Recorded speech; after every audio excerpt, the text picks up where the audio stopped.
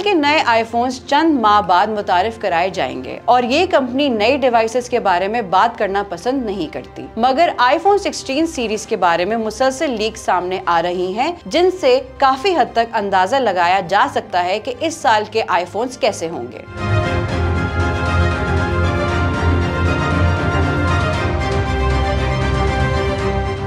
एक लीक के मुताबिक एप्पल की जानिब से आईफोन 16 मॉडल्स के लिए नई स्क्रीन टेक्नोलॉजी को इस्तेमाल किया जाएगा, जिससे किनारों की पट्टी का या बेजल को कम रखने में मदद मिलेगी। एप्पल की जानिब से अमूमन प्रो मॉडल्स के डिस्प्ले को अपग्रेड किया जाएगा। 2020 से आईफोन प्रो मॉडल्स के स्क्रीन साइज में कोई तब्दीली नहीं लाई गई। आईफोन 12 प्रो में 6.1 इंच जबकि 12 प्रो मैक्स में 6.7 इंच का डिस्प्ले दिया गया था, मगर आईफोन 16 प्रो मॉडल्स में इस हवाले से तब्दीली लाई जा रही है। लीक्स के मुताबिक आईफोन 16 प्रो का डिस्प्ले 6.3 इंच जबकि 16 प्रो मैक्स का डिस्प्ले 6.9 इंच का होगा। इसके मुकाबले में आईफोन 16 और 16 प्लस का डिस्प्ले साइज गुज़िश्ता साल के मॉडल्स जितना ही होगा। आईफोन 16 में 6.1 इंच जबकि 16 प्लस में 6.7 इंच का डिस्प्ले मौजूद होगा। आर्टिफिशियल इंटेलिजेंस टेक्नोलॉजी को मुतादिद कंपनियों ने अपने स्मार्टफोन्स का हिस्सा बनाया है और एप्पल की जानिब से भी ऐसा किया जा रहा है। मुख्तलिफ लीक्स में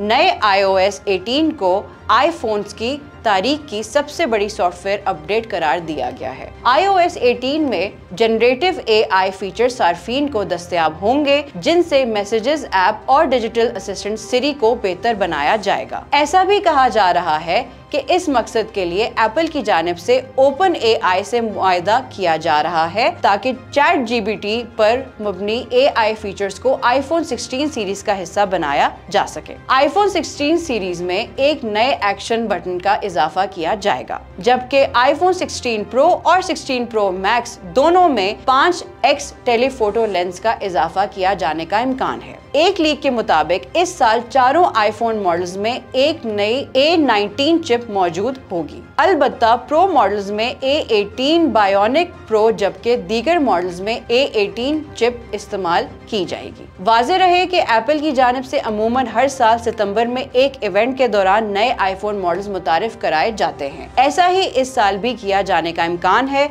और सितंबर में ही नए आईफोन मुतारिफ कराए जा सकते हैं।